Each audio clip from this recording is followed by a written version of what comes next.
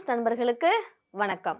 இப்ப தமிழக முதல்வர் இருக்காங்கல்ல, அவங்களுடைய ராஜகுருவுக்கு அரசு பதவி எதுக்காக கொடுக்கப்பட்டுச்சு அப்படின்றத முதல்வர் கண்டிப்பா இதற்கான விளக்கம் அளிக்கணும் அப்படின்னு தேமுதிக எம்எல்ஏவும் பொதுச் செயலாளருமா இருக்காங்கல்ல பிரேமலதா விஜயகாந்த் அவங்க இந்த இன்னைக்கு நடந்த நம்பிக்கை வாக்கெடுப்புல பயங்கரமா கேள்வி எழுப்பி பிச்சு விளாசி இருக்கிறாங்க.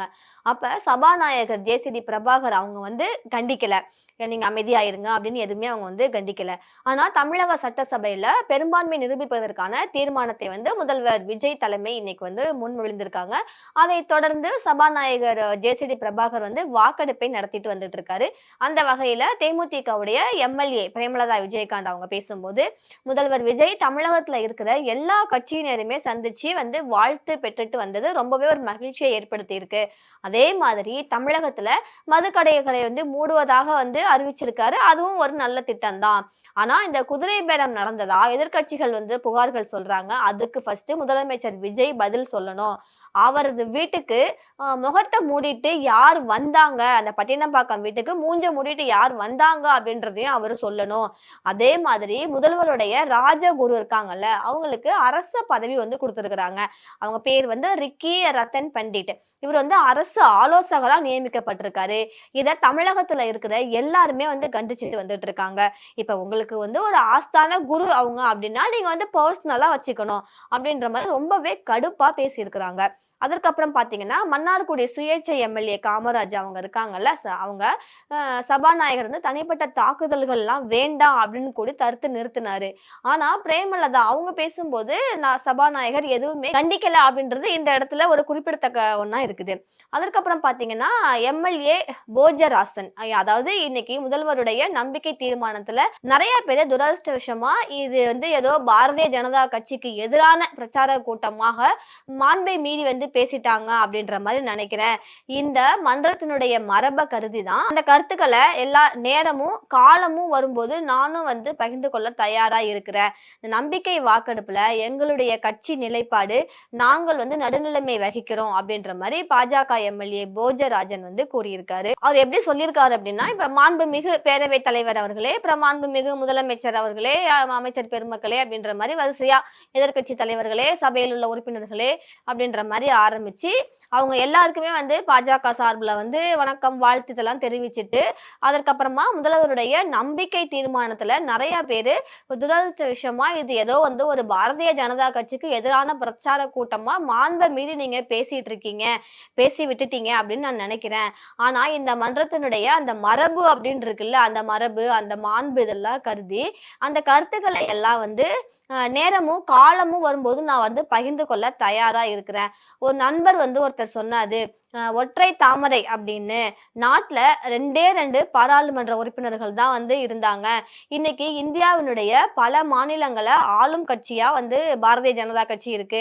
ஆனா எங்க கட்சிய இங்க, அதாவது தமிழ்நாட்டுல கால் ஊன்றாது, தாமரை எங்கேயுமே மலராது அப்படின்ற மாதிரிலாம் சொன்னாங்க. நல்ல திட்டங்களுக்கு எங்களுடைய தன்னிகரற்ற தலைவர் அதாவது உலகம் போற்றும் உத்தமர் பிரதமர் நரேந்திர மோடி அவங்களுடைய தமிழகத்தின் அவரும் தமிழகத்து மேல ரொம்பவே அக்கறை வச்சிருக்காரு. அந்த அக்கறையினோட காரணமா தான் தமிழக அரசு எப்போதுமே ஒரு நல்ல பணிகளுக்கு நிச்சயமா ஆதரவா அவர் இருப்பாரு. எங்களுடைய கட்சி நிலைப்பாடு நாங்கள் நடுநிலைமை வகிக்கிறோம் அப்படின்றத மட்டுமே நான் இந்த இடத்துல சொல்லி என்னுடைய உரையை நான் முடிச்சிடுறேன் இப்படின்ற மாதிரிலாம் அவர் சொல்லியிருக்காரு. அவர் யாருன்னு பாத்தீங்கன்னா ஊட்டி உதகமண்டலம் பாஜக எம்எல்ஏ போஜராஜன். அதற்கப்புறம் சட்டசபையில முதலமைச்சர் ஜோசப் விஜய் அவங்க தலைமையிலான தாவேக அரசுக்கு விசிகா, Indian Communist, Marxist Communist, Indian Union Muslim League இது மாதிரி கட்சிகள் எல்லாருமே ஆதரவு அளிக்கிறோம் அப்படின்ற மாதிரி சட்டசபையில உறுதி அளிச்சிருக்காங்க. தேமுதிக எதிர்ப்பு தெரிவிச்சிருக்காங்க. அதே மாதிரி பாஜக அரசு நடுநிலைமை வகிப்பதா சொல்லியிருக்கிறாங்க. ஒருவேளை பாஜக தீர்மானத்தை எதிர்த்தாங்க அப்படின்னா அது திமுகவோட சேர்ந்து எதிர்த்தது மாதிரி ஆகிடும். ஆதரிச்சாங்கன்னா காங்கிரஸோட சேர்ந்து தாவேக அரசை ஆதரிக்கிற மாதிரி ஆகிடும் அப்படின்ற ஒரு திரிசங்கு நிலையில பாரதிய ஜனதா கட்சி இருக்குது. இந்த சூழல்ல தான் தாவேக அரசுக்கு ஆதரவும் இல்ல, எதிர்ப்பும் இல்ல, நாங்க நடுநிலைமையில இருக்கிறோம் அப்படின்னு பாஜக எம்எல்ஏ சொல்லியிருக்காரு. இப்ப அதிமுக பொறுத்தவரை அது 2ஆ பிரிஞ்சிடுச்சு. பிரிஞ்சுதான் நின்றுட்டு இருக்கிறாங்க.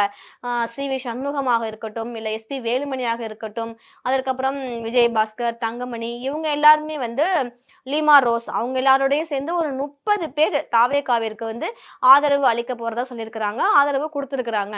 அவங்களுடைய நம்பிக்கை வாக்கெடுப்புல பங்கேற்பாங்களா? இல்ல புறக்கணித்து முதலமைச்சருக்கு ஆதரவு தெரிவிப்பாங்களா? அப்படின்றது கொஞ்சம் வந்து முன்னும் பின்னுமா தான் இருக்குது.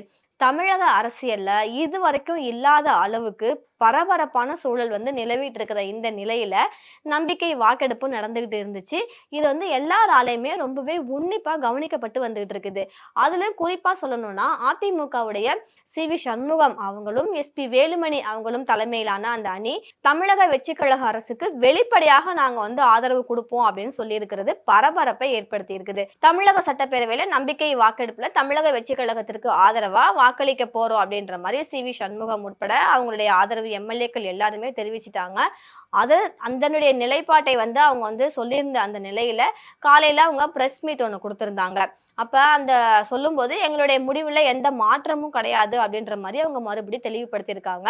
அதற்கப்புறம் பாத்தீங்கன்னா சட்டப்பேரவை வந்து தேர்தலுக்கு பிறகு அதிமுகவுல ஏற்பட்ட அந்த உட்கட்சி மோதல், உட்கட்சி பூசல் இது எல்லாமே இப்ப ஒரு வெளிப்படையான பெரிய பிளவா மாறி இருக்கு. ஒரு தரப்பு பாத்தீங்கன்னா இபிஎஸ் தலைமையில வந்து ஒரு கூட்டம் கூடுறாங்க, முடிவெடுக்கிறாங்க. இன்னொரு தரப்பு பாத்தீங்கன்னா எஸ்.பி. வேலுமணி, சி.வி. சண்முகம் இவங்க தலைமையில எம்எல்ஏக்கள்லாம் பிரிந்து தனி அணியா செயல்பட்டுட்டு வர்றாங்க. இப்ப சட்டப்பேரவை அதிமுக குழு தலைவரா எடப்பாடி பழனிசாமியை நியமிக்க 17 எம்எல்ஏக்கள் ஆதரவு கடிதம் வந்து கொடுத்திருக்கிறாங்க.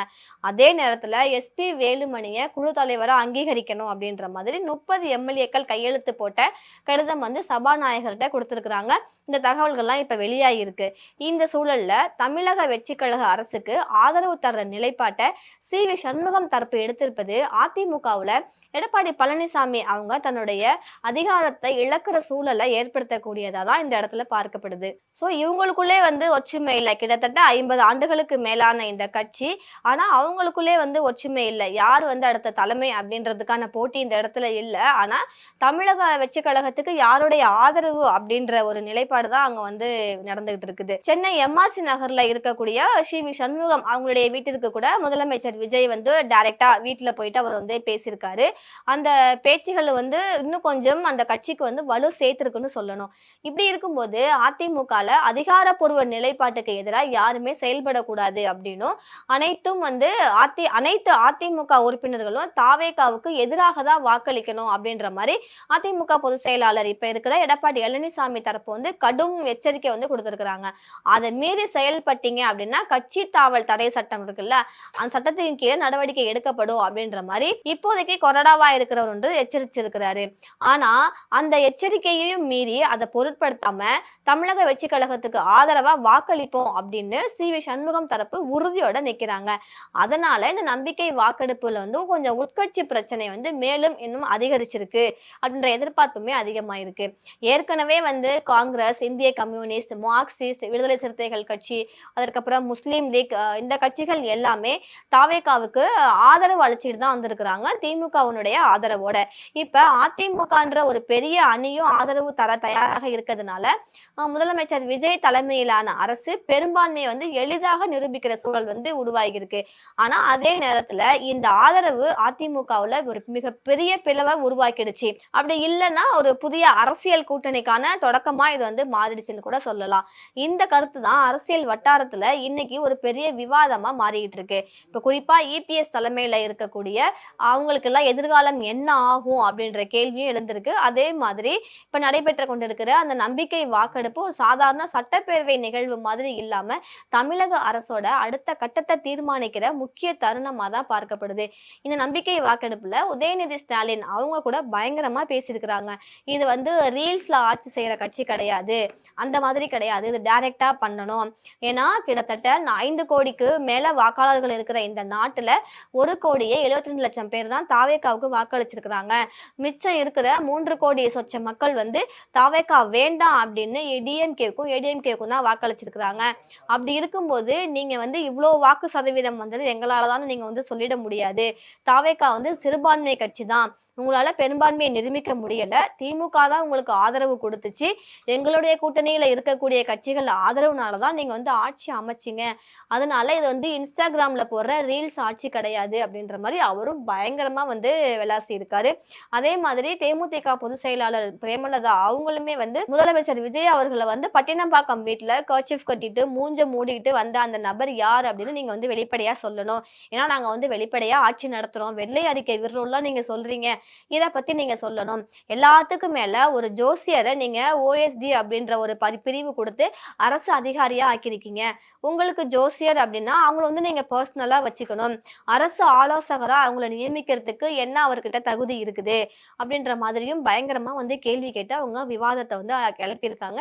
இன்னைக்கு இருக்கிற அரசியல் வட்டாரத்துல இவங்களுடைய டாக்ஸ் தான் வந்து ஒரு விவாத பொருளா மாறிட்டு இருக்கு.